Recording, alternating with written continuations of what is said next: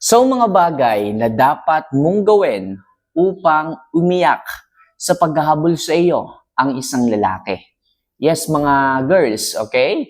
So kung gusto niyo na mabaliktad ang sitwasyon na tipong kayo naman, okay, sa pagkakataong ito, ang habulin, okay, ang talagang bigyan ng panahon ng isang lalaki. At ang maganda rito mga kamamay, hindi lang talaga mismong hahabulin, iiyak pa talaga siya sa paghahabol sa iyo kapag ginawa mo yung mga bagay na sasabihin ko sa inyo ngayon pagdating sa isang lalaki.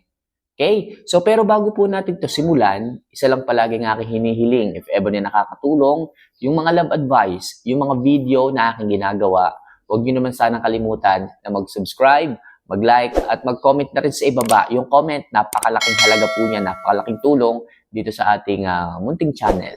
Kung nagawa nyo na po yan, maraming salamat at simulan na po natin ang ating topic ngayong umaga na ito. So ano nga ba yung mga bagay na dapat at kailangan mong gawin upang umiyak ng paghahabol sa iyo ang isang lalaki? So number 1, kapag niloko ka, mas maganda kung wag mo muna siyang kausapin pansamantala. Yes mga kamamay, kung alam nyo na pinagsinungalingan kayo, niloko kayo, nakita nyo ng bababae, so sa halip na kayo ay magmukmok o sa halip na okay, kausapin nyo yung lalaki, maganda iwasan nyo muna eh. Kasi pipilitin ng lalaki na magpaliwanag. Kahit malinaw naman ang lahat, kahit malinaw na niloloko ka niya, kasi yun nga lang eh, hindi natin alam kung anong dahilan, bakit niya ginagawa. Pero kapag kaganon, wag muna natin kausapin. Iwas muna tayo, wag muna tayong magparamdam. Sigurado ako, hahabulin kayo ng lalaki, hihingi ng tawad, hihingi ng sorry, pero mas maganda iwas muna. Kasi lalo ka lang maguguluhan. Lalo lang sasakit ang ulo mo. Lahat ng magagandang, okay, sasabihin ng lalaki, sasabihin yan eh. Para talagang mabola ka, mapaikot ka, mapatawad mo siya. Eh ikaw, kapag mahal na mahal mo, eh talagang kahit red flags yan, tatanggapin mo. Pero sa ngayon, mga kamamay, mas maganda, iwasan mo muna. Huwag ka muna magparamdam. Para sa ganon, hahabol-habulin ka nung lalaki. Huwag ka muna makikinig sa kanya. Huwag mo munang isin yung kanyang mga messages. Huwag ka munang mag-reply.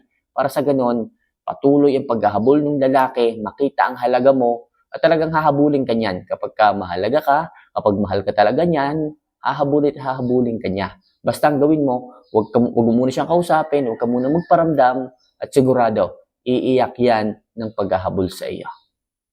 Okay?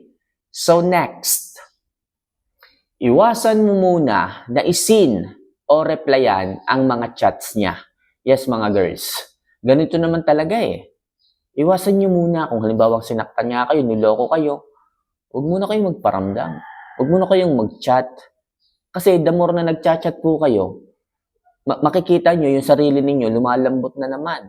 Kahit niloko kayo, kahit na sinaktan kayo, makikita niyo, oo na lang kayo. Mapapapayag ulit kayo. Magkakaayos na naman kayo. Hindi na naman mahihirapan yung lalaki sa iyo.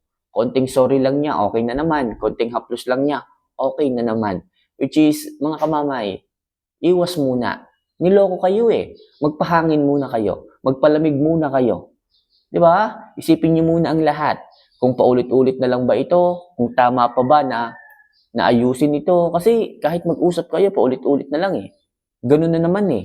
Lulukuhin ka na naman eh. Kaya please, kung gusto mong habulin ka ng isang lalaki at umiyak yan ng pagkahabol, huwag mo munang isin ang kanyang chat. Para sa ganoon, mag-overthink yung lalaki, mag-isip yung lalaki, kung ano nang nangyari sa iyo, kung ano na bang nararamdaman mo ngayon. Kasi sa totoo lang, okay, yung lalaking ganyan, lahat ng matatamis na salita, lahat ng magagandang paliwanag, ipapaliwanag sa iyo yan. Para lang sa ganoon ay makuha kang niyang muli. Para sa ganoon ay mabola kanyang muli. Kaya hanggat maaari, iwasan niyo muna ang mag-reply, ang magparamdam, para yung lalaki mag-isip at habulin kayo ng mga yan. Okay?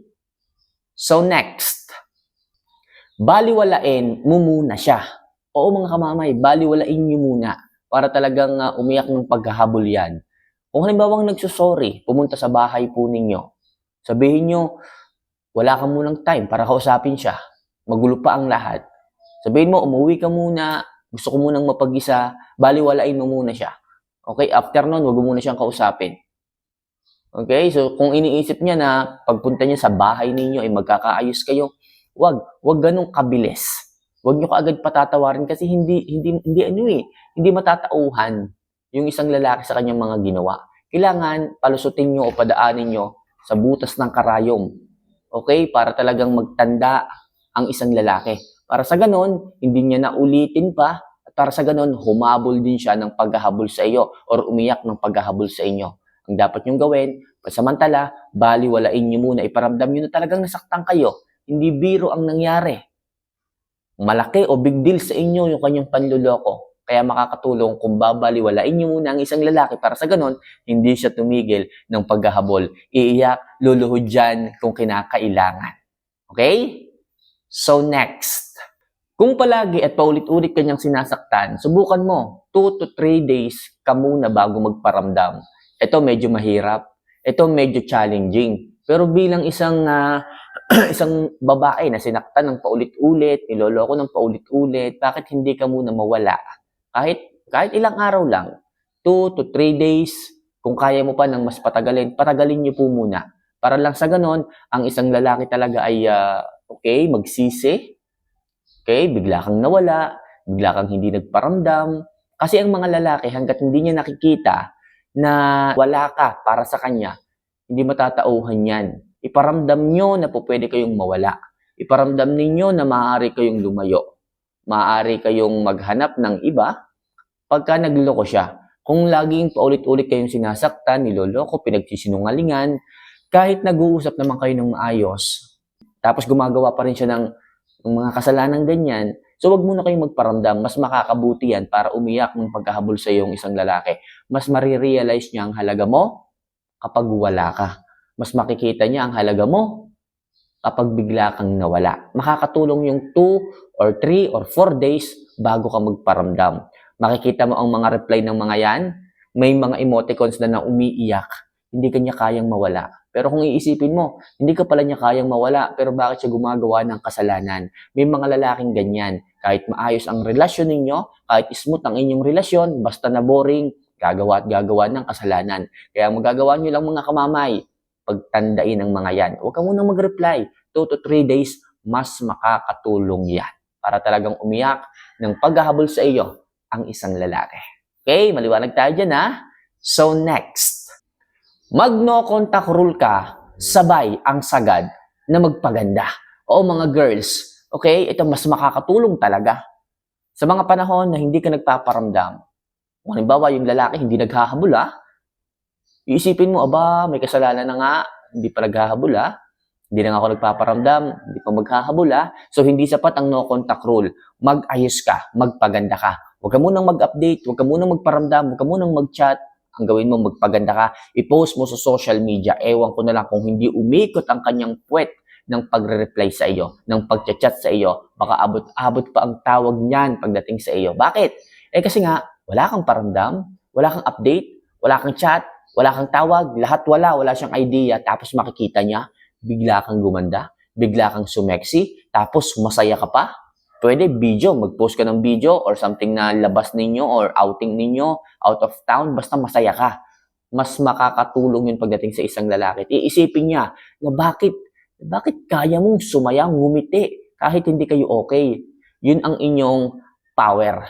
Doon makikita ng isang lalaki ang halaga mo, doon kanya hahabulin talaga. Kung talagang isang lalaking matigas din, wala siyang magagawa kundi ang habulin ka. Hanggat nakikita niya ang mga good traits, kagandahan mo, wala siyang magagawa. I-post mo sa social media, tapos ang daming nagko-comment, ang daming nag-heart, ang daming pumupuso, ewan ko na lang kung hindi pa yan humagulhol ng paghahabol sa iyo.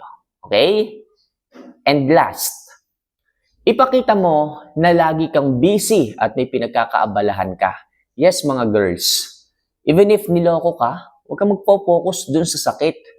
Mas mag-focus ka at ipakita mo na mas busy ka doon sa mga bagay na maaaring mag-improve ng sarili mo. Wala kang time para damdamin yung sakit, para damdamin yung kanyang mga ginawa sa iyo. Imbes, mag-focus ka sa mga pinagkakaabalahan mo, sa negosyo mo, sa trabaho mo, magpakayaman ka. Huwag mong ipakita na na-stress ka dahil sa kanya. At sa ganung paraan mga kamamay, alam naman niya kung ano yung kanyang ginawa. Hindi mo na kailangang ipaliwanag pa. So, no contact rule ka, ipakita mong lagi ka lang abala at makikita ng isang lalaki na hindi pala siya kailangan, okay, ng isang kagaya mo para sumaya ka.